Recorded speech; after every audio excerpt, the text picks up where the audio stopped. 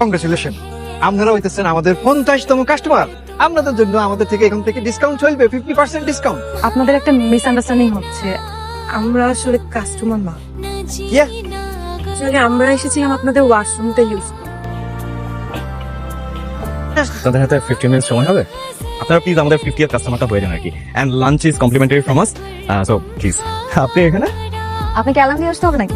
না না, not really, মানে একটা ফোন করে তো আসতে পারতেন। কিন্তু আমি তো আপনার কাছে আসিনি, আমি এসেছি আপনার রেস্টুরেন্টে কফি খেতে। আপনার কাছে আসলে তো আপনাকে জানিয়ে আসতাম। আপনাকে জানিয়ে আসলে কি হতো? কিছুই হতো না, মানে আমি একটু আগে চলে আসতাম আর কি। এসে লাভও হতো না, কারণ আমি এখানে এসেছি একটু একা থাকার জন্য। কেন, আপনার কি আছে মন খারাপ? আসলে মেয়েদেরকে না, মেয়েদের মন খারাপ কিনা সেটা জিজ্ঞেস করে কোনো লাভ নেই। মেয়েদের মন হচ্ছে আকাশের মতো, কখনো খারাপ কখনো ভালো, আর বিনা কারণে মেয়েদের মন বেশিরভাগ সময় খারাপ থাকে।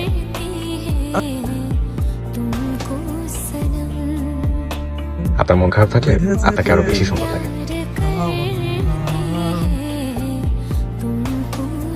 কি রে, প্রেমে ফুরসত নেই? না সেরকম কিছু না। যেভাবে টিস্যুতে সেটতেছ, ওলাইজারের সামনে ফেলে তো সিমি ফানা ফানা করে ফেলে দিতি। এতির অবস্থা দেখছিস? ওলাইজারের লড়াই করে লই আইছে রেস্টুরেন্টের মধ্যে। ওলা আবার হেতে ছবি আঁকতেছে, চুলের মধ্যে আঙ্গুল দিয়ে জল কিলি করতেছে। ওগুলো দেখিতে তুই জলি ফুড়ি অঙ্গারে যেতেছ। এত কথা বলো কেন? একদম খুব আমার মতো দেখেছে না? হ্যাঁ একদম। তোমার ছোট ভাই? হ্যাঁ, ওর মারাত্মক ট্যালেন্ট আছে। আপনি আসেন না, আপনাকে অনেক সুন্দর ছবি এঁকে দিবে, একদম আপনার মতোই হবে। আসেন।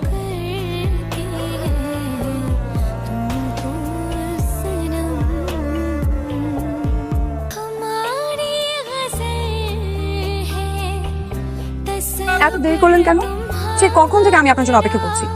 করবো বলুন ম্যাডাম, টিউশনি শেষ করে বাইরে তখন ঝুম বৃষ্টি। আমার জন্য তো আর গেটের বাইরে কেউ মার্সিডিজ নিয়ে দাঁড়িয়ে থাকবে না যে ড্রাইভার কুনিশ নিতে দিতে আমি হুক করে ঢুকে পড়বো। ভিজে গেছো দেখছি, কাছে এসো তো, রুমাল দিয়ে মুছে দে। আমি ভাবলাম তুমি তোমার শাড়ির আঁচল দিলে আমাকে মুছে দিই। ঠিক আছে, রুমালি সই। এরপর হুট করে ক্যাফেতে মেঘার আসা বন্ধ হয়ে গেল। সেলফোনে কল দেওয়ার পর সেটাও সুইচ অফ। চাকরি ছেড়ে দিছে? আরে ও তো এক সপ্তাহ ধরে অফিসেই আসছে না, ছুটি নিয়েছিল। হুট করে একদিন ইমেইলে রিজন লেটার পাঠিয়ে দিল। হ্যাঁ, মেরিন সুলতানা মেঘার সেল নাম্বারটা এটা। আপনার কারেন্ট অ্যাড্রেসটা কি পাওয়া যাবে? সরি স্যার, এটা শেয়ার করার অনুমতি নেই আমাদের কাছে।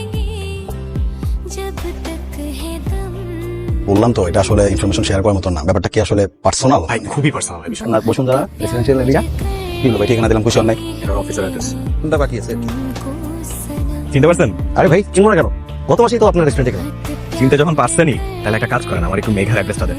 ভাইয়া কোন মেঘা? আপনি সেদিন যার সাথে আমার রেস্টুরেন্টে আসলেন। ও আচ্ছা আচ্ছা আচ্ছা, কিন্তু ওর অ্যাড্রেস তো আমার জানা নেই। কি বলেন, মেঘা আপনার কাজিন না? না না, মেঘা আমার কাজিন হয় কেন? ওই মাঝে মাঝে ছবি রাখতে যেতেন। ওর যে ফ্রেন্ড, তার ফ্রেন্ড, তার ফ্রেন্ড, তার ফ্রেন্ডের ফ্রেন্ড। মেঘা ম্যাডাম আছে? ক্যামেরা কি হবে ভাই ফ্রেন্ড হই, ফ্রেন্ড। আপনার থেকে তো মেঘা ম্যাডামের ফ্রেন্ড মনে হয় না। ঠিক আছে, ওই বাই। আঙ্কেল, তুমি কি আমাকে চিনো? আমি তো তোমাকে চিনি না, তাহলে আমাকে খুঁজতে এসেছো কেন? তোমার নাম মেঘা? হ্যাঁ, আমার নাম মেঘা। আমি তোমার মতোই একটা মিষ্টি প্রিন্সেসকে খুঁজছি। ওর নাম কিও মেঘা? হুম। তুমি টেনশন করো না, তোমার মন থেকে কাউকে চেয়েও ঠিকই তুমি পাবে। আমি জানতাম আপনি আসবেন। তুমি যদি জানতেই যে আমি আসবো, তাহলে এরকম ওরখাদের মতো ঘোরালে কেন? কোনো কিছু সহজে পাওয়ার মধ্যে কোনো আকর্ষণ থাকে না। Megha, I love you.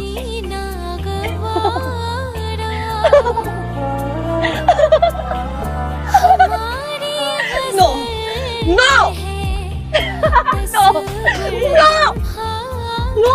No! No!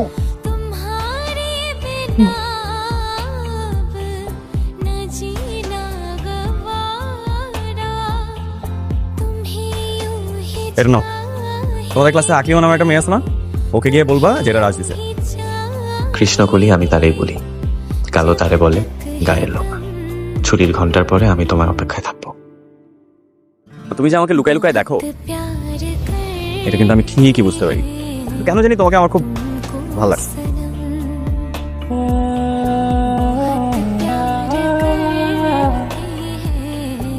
I love you. তুই বাজিতে দিচ্ছ? কি প্রেমের চিঠি! এই রাত বাজিতে দিচ্ছে। কলেজের এই বিসি মেয়েটা এখন তোর প্রেমে হাউডুবু খাইতেছে।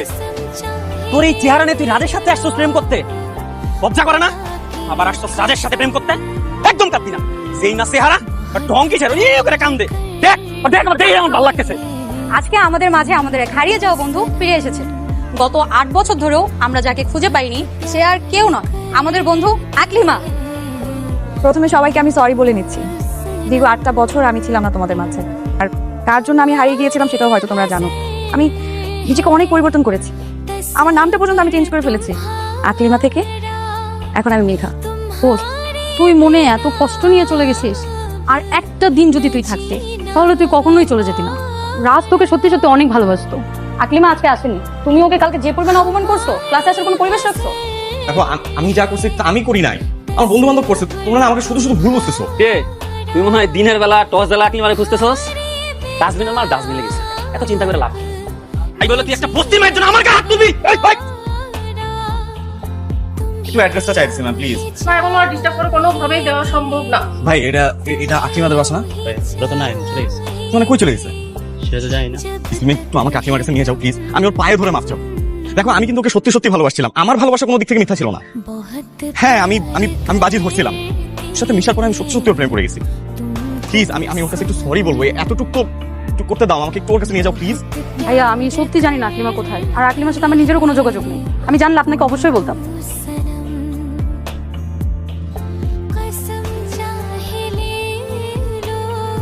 প্রিয় আকলিমা, শুরুটা কোথা থেকে করবো বুঝতে পারছি না। অনেক কিছু বলতে চাই, অথচ শব্দগুলো ঠিক মতো খুঁজে পাচ্ছি না। হয়তো তোমাকে নিয়ে আমার ভেতরে এত বছর জমে থাকা অনুশোচনা, অপরাধবোধ আর ভালোবাসা একসাথে গুলিয়ে গেছে। সেই কলেজ জীবনের দিনগুলি মনে পড়ে। আমি যে ভুলটা করেছিলাম, যে অন্যায়ভাবে তোমাকে আঘাত করেছিলাম, তার জন্য আজও নিজেকে ক্ষমা করতে পারিনি। তুমি হয়তো জানো না, তোমার চলে যাওয়ার পর আমি প্রতিদিন একটু একটু করে ভেঙে পড়েছি। যতবার তোমার কথা মনে পড়েছে ততবার নিজের প্রতি ঘৃণা জন্মেছে। তবুও নিয়তি আমাদের আবারও মুখোমুখি দাঁড় করিয়েছে। তোমার সাথে ক্যাফেতে প্রথম দেখা হওয়ার দিনই আমি চিনে ফেলেছিলাম তুমি আমার আকলিমা। তুমি না চেনার ভান করাতে আমি দেখতে চেয়েছি আসলে তুমি কি যাচ্ছ, কেনই বা পরিচয় লুকাচ্ছ। তাই যখন তোমার চোখে হাসি দেখেছি, তখন হাসির আড়ালে লুকোনো অভিমানটাও দেখেছি। মেঘা বা আকলিমা যেই হও না কেন, আমি তোমার কাছে ক্ষমা চাই। হয়তো হাজারবারও এই শব্দ বললেও সেই আঘাত মুছে যাবে না, কিন্তু বিশ্বাস করো, আজকে আমি আর সেই ছেলেটি নই যে তোমাকে অবহেলা করেছিলাম। আজকের আমি শুধু তোমাকেই চাই, তোমার হাতটা ধরে জীবনের পথ একসাথে হেঁটে যেতে চাই।